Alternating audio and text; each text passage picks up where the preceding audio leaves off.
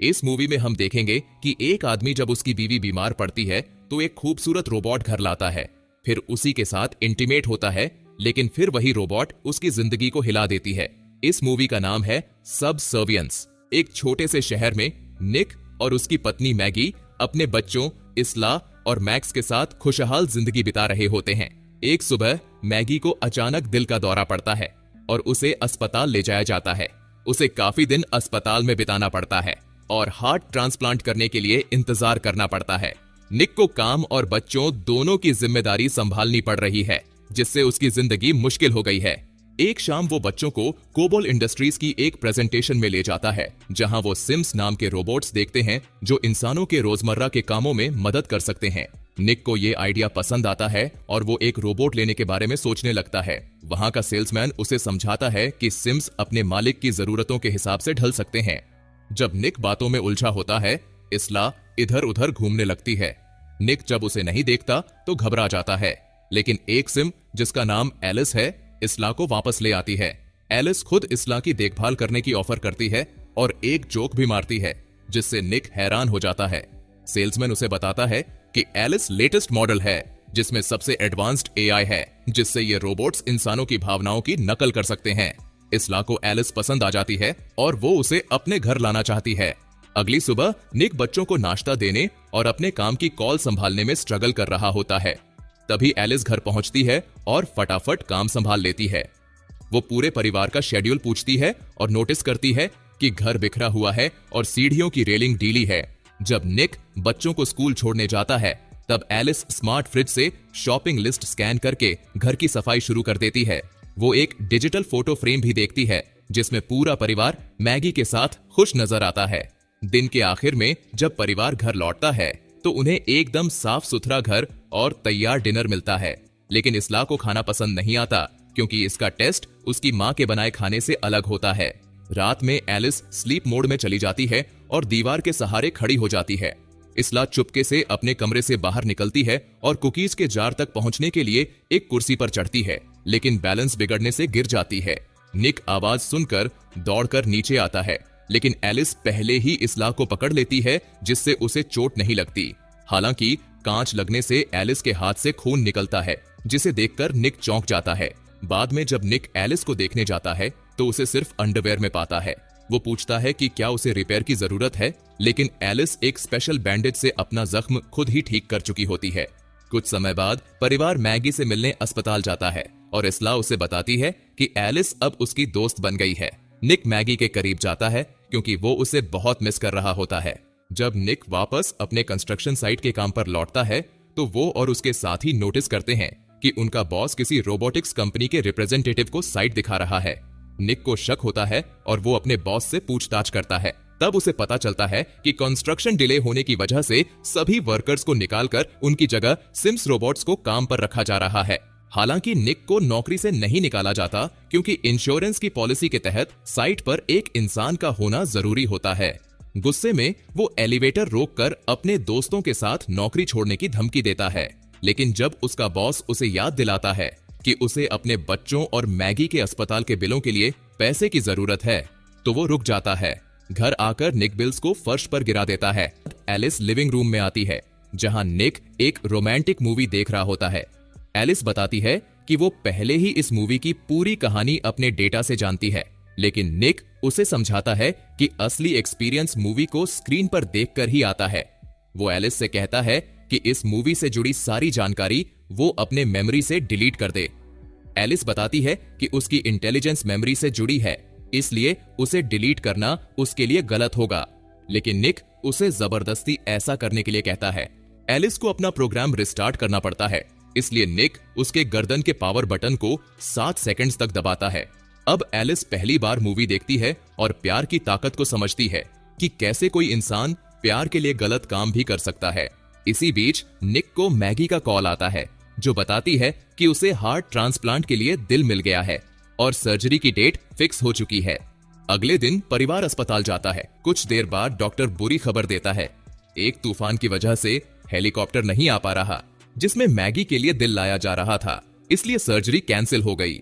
निक Maggi को संभालने की कोशिश करता है, लेकिन फिलहाल वो अकेले रहना चाहती है। घर आकर निक गुस्से में शराब पीता है और बार बार उसी बात पर सोचता है। वो कंट्रोल खोने लगता है और शराब की बोतल फेंकने ही वाला होता है, लेकिन एलिस उसका हाथ पकड़ लेती है। निक को झटका लगता है जब उसे एलिस की कलाई पर पल्स महसूस होती है। एलिस बताती है कि उसके पास एक आर्टिफिशियल हार्ट है, क्योंकि दिल की धड़कन का साउंड बच्चों के लिए कंफर्टिंग होता है। फिर एलिस निक की पैंट के अंदर हाथ डालकर उसे प्लेजर देने लगती है और ये बताती है कि उसके पल्स और ब्लड वेसल्स कैसे रिएक्ट कर रहे हैं। पहले तो निक को अच्छा लगता है, लेकिन फिर वो अचानक एलिस को धक्का देकर दूर कर देता है। निक माइंड क्लियर करने के लिए दौड़ने चला जाता है, लेकिन एलिस के साथ बिताए लम्हे उसके दिमाग से नहीं निकलते। फिर निक अपने दोस्तों के साथ पीने जाता है। सब फ्रस्ट्रेटेड हैं क्योंकि उन्हें कहीं काम नहीं मिल रहा, क्योंकि अब ज्यादातर कंपनियां इंसानों की जगह सिम्स को हायर कर रही हैं। जब एक रोबोट वेट्रेस उनकी टेबल पर आती है तो मोंटी उसके साथ बदतमीजी करता है, जो निक को पसंद नहीं आता। फिर ग्रुप बार छोड़कर गाड़ी में ही पीता रहता है। मोंटी अचानक कहता है कि चलो कुछ मजे करते हैं और सबको कंस्ट्रक्शन साइट पर ले जाता है। निक उसे रोकने की कोशिश करता है, लेकिन बाकी दोस्त मोंटी का साथ देते हैं। मोंटी सिम वर्कर्स को रखने वाले कंटेनर को खोलने की कोशिश करता है, लेकिन उसके लिए पासवर्ड चाहिए। निक मना करता है, लेकिन मोंटी गेस करता है कि पासवर्ड इसला की बर्थ ईयर होगी। गेस सही निकलता है और अंदर दर्जनों एक जैसे दिखने वाले सिम वर्कर्स होते हैं। मोंटी को गुस्सा आता है कि कॉर्पोरेशन कितने बेरहम हैं, और गुस्से में वो एक सिम को तोड़ने लगता है। निक उसे रोकना चाहता है, लेकिन बाकी दोस्त उसे पकड़ लेते हैं। घर लौटकर निक नहाने जाता है और तब एलिस वहां टॉवल लेकर आ जाती है। निक देखता है कि एलिस ने मैगी का गाउन पहना हुआ है। एलिस कहती है कि मैगी की खुशबू से मैक्स शांत हो जाता है, इसीलिए उसने इसे पहना है। जब निक उसे गाउन उतारने के लिए कहता है तो एलिस वहीं पर गाउन हटा देती है। निक नर्वस होकर जाने की कोशिश करता है, लेकिन एलिस उसे रोक लेती है और उसका टॉवल भी हटा देती है। फिर वो निक को बिठा देती है। जब निक कहता है कि वो ये नहीं कर सकता तो एलिस उसे ब्लाइंडफोल्ड कर देती है और अपनी आवाज बदलकर मैगी की तरह कर लेती है। अब निक खुद को इस धोखे में खोने देता है और ऐसा महसूस करता है कि वो अपनी पत्नी के साथ है। अगली सुबह निक पछतावे में उठता है और एलिस से कहता है कि वो दोबारा ऐसा नहीं कर सकते। एलिस कहती है कि इससे उसका स्ट्रेस कम हुआ, लेकिन निक उसे डांट देता है। काम पर निक देखता है कि पुलिस वहां है, क्योंकि सब सिम्स डिस्ट्रॉय कर दिए गए हैं। निक पर शक किया जाता है क्योंकि उसके पासवर्ड से लॉक खुला था, लेकिन वो कहता है कि वो अस्पताल में था और उसका पासवर्ड उसकी बेटी का बर्थ ईयर था, जिसे कोई भी दोस्त अंदाजा लगा सकता था। फिर मैगी फोन करके खुशखबरी देती है कि उसे एक और दिल मिल गया है। कुछ ही समय में उसकी सर्जरी हो जाती है और ऑपरेशन सफल रहता है। कुछ दिनों बाद मैगी घर लौटती है, लेकिन उसका शरीर अभी भी कमजोर है और वो झुककर मैक्स को नहीं उठा पाती। एलिस तुरंत आगे आकर मैक्स को उठा लेती है। बाद में एलिस मैक्स को पार्क ले जाती है, जहां वो एक बिगड़े हुए बच्चे को अपनी सिम नैनी पर चिल्लाते देखती है। ये देखकर मैक्स रोने लगता है, जिससे एलिस गुस्से में आ जाती है और वो बच्चे को बुरा भला कह देती है। बाकी सिम्स ये देखकर हैरान हो जाते हैं और सोचते हैं कि शायद एलिस के मालिक ने उसकी सिविलिटी कम कर दी होगी, लेकिन एलिस बताती है कि उसने निक की मदद से खुद अपने सिस्टम से सिविलिटी को डिलीट कर दिया है। अगली सुबह मैगी इसला की चिल्लाने की आवाज सुनकर उठती है और जल्दी से नीचे भागती है, लेकिन सीढ़ियों की रेलिंग टूट जाती है और वो गिर जाती है। एलिस, जो इसला को गुदगुदी कर रही थी, तुरंत मैगी को उठाकर उसे उसके कमरे में ले जाती है। शाम को जब निक घर लौटता है तो वो देखता है कि एलिस इसला को कहानी सुना रही है, और वो भी मैगी की आवाज में। निक उसे रोकने के लिए कहता है। फिर एलिस बताती है कि मैगी की गिरने की वजह रेलिंग थी। ये सुनकर निक को शक होता है, क्योंकि एलिस ने पहले ही रेलिंग ठीक करने की बात कही थी। कुछ घंटों बाद निक मैगी को उठाता है और उसे मोमबत्तियों से सजे रास्ते पर गार्डन तक ले जाता है, जहां उसने उनके लिए एक रोमांटिक डिनर तैयार किया होता है। एलिस खिड़की से उन्हें देख रही होती है और जलन महसूस करते हुए। डिनर के बाद निक और मैगी साथ में नहाते हैं और फिर बेड पर इंटीमेट होते हैं। उनका खास पल एलिस की दखल से टूट जाता है, जो बताती है कि इसला को बुरा सपना आया है और वो निक को बुला रही है। इसला को संभालने के बाद निक गार्डन में साफ सफाई करने जाता है। तभी वहां मोंटी कुछ ड्रिंक्स के साथ आता है और पिछली रात के लिए माफी मांगता है। वो बताता है कि उसकी पत्नी उसे छोड़कर चली गई है और पुलिस उससे पूछताछ कर रही है। उनका बॉस उस पर जबरदस्ती घुसने और प्रॉपर्टी को नुकसान पहुंचाने का केस कर रहा है। मोंटी को लगता है कि निक ने अपनी नौकरी बचाने के लिए उसकी चुगली की है, जिससे बहस शुरू हो जाती है। मोंटी गुस्से में चिल्लाने लगता है और निक को मुक्का मार देता है। जब निक पलटकर हमला करता है तो मोंटी उसे दबोच लेता है और लात मारने लगता है। मोंटी एक बोतल उठाकर निक को खत्म करने की कोशिश करता है, लेकिन एलिस बीच में आ जाती है और शीशा तोड़कर मोंटी का हाथ जख्मी कर देती है और उसे दूर धकेल देती है। वो और हमला करने वाली होती है, लेकिन निक उसे रोक लेता है। जाने से पहले मोंटी निक को धमकी देता है कि अगर उसने बॉस को केस वापस लेने के लिए नहीं मनाया तो वो उसे भी ले डूबेगा। बाद में निक कहता है कि सिम्स को इंसानों को चोट नहीं पहुंचानी चाहिए, लेकिन एलिस बताती है कि उसे अपने मालिक की रक्षा करने के लिए प्रोग्राम किया गया है। फिर एलिस ये सोचने लगती है कि अगर मैगी मर जाए तो उसका और निक का जीवन कैसा होगा। निक गुस्से में आकर कहता है कि वो कभी मैगी नहीं बन सकती। इस बीच मोंटी अपने घर पर नशे की हालत में अपनी एक्स वाइफ को रोते हुए वॉइसमेल भेज रहा होता है और एक बंदूक पकड़े बैठा होता है। तभी एलिस वहां पहुंचती है और कहती है कि वो नहीं चाहती कि निक अपनी नौकरी खो दे। मोंटी सिम्स को लेकर बकवास करने लगता है और एलिस का अपमान करता है। वो उसे मारने के लिए बंदूक निकालता है, लेकिन एलिस तेजी से उसका हाथ रोक लेती है, उसे जमीन पर गिरा देती है और बंदूक दूर फेंक देती है। जब मोंटी पलटकर हमला करता है तो एलिस उसे दीवार के पार धकेल देती है और बंदूक उठाकर उसे मारने वाली होती है। तभी घर का एक और सिम्स एलिस को रोकने की कोशिश करता है, लेकिन एलिस उसे गोली मार देती है। फिर एलिस मोंटी को भी मार देती है। अगले दिन निक अपने बॉस से मोंटी के खिलाफ केस वापस लेने की बात करता है, लेकिन उसे पता चलता है कि मोंटी मर चुका है। घर पर नहाते वक्त जब मैगी एक किताब उठाने की कोशिश करती है तो उसे चक्कर आ जाता है, इसीलिए एलिस उसके लिए किताब उठा देती है। मैगी अकेले नहाना चाहती है, लेकिन एलिस जाने से मना कर देती है।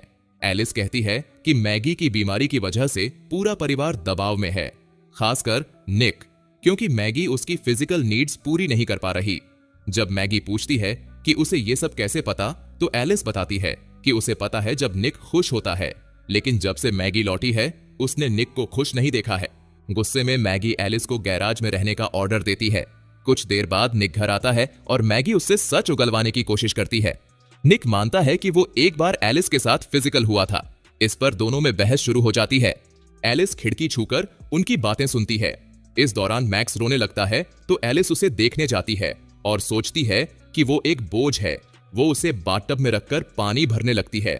इसला ये सब देख लेती है और निक और मैगी को बुलाती है।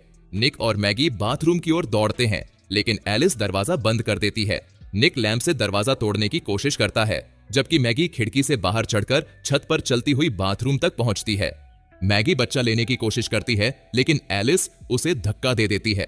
उसी वक्त निक दरवाजा तोड़कर अंदर आता है और मैक्स को पानी से निकालकर इसला को पकड़ा देता है। फिर वो एलिस को लैंप से मारता है ताकि मैगी को छुड़ा सके, लेकिन एलिस फिर से उठ जाती है। उसका चेहरा बुरी तरह खराब हो चुका होता है। जब निक उसे फिर से लैंप से मारने की कोशिश करता है तो एलिस उसे रोक लेती है। मैगी निक से लैंप छोड़ने को कहती है और उसे प्लग में लगा देती है, जिससे एलिस को करंट लग जाता है और वो बंद हो जाती है। बाद में एम्बुलेंस आती है और मैक्स को अस्पताल ले जाया जाता है, जबकि एक कंपनी टेक्नीशियन एलिस के खराब होने के संकेतों के बारे में पूछता है। निक मैगी से माफी मांगता है, लेकिन मैगी कहती है कि उसे कुछ समय अकेले रहना होगा और वो बच्चों को लेकर चली जाती है। उधर एलिस को मरम्मत के लिए वर्कशॉप ले जाया जाता है, जहां एक टेक्नीशियन उसका सिर खोलता है। तभी दूसरा टेक्नीशियन देखता है कि एलिस का हाथ हिल रहा है, लेकिन जैसे ही उसकी मेमोरी हटाई जाती है वो फिर से बंद हो जाती है। वो एलिस की मेमोरी को कंप्यूटर से कनेक्ट करते हैं और देखते हैं कि कोर्ट में हर जगह खाली जगहें हैं। अचानक स्क्रीन तेजी से चमकने लगती है और एक मैसेज आता है कि अपलोड हो रहा है, यानी एलिस सिस्टम का कंट्रोल ले रही है।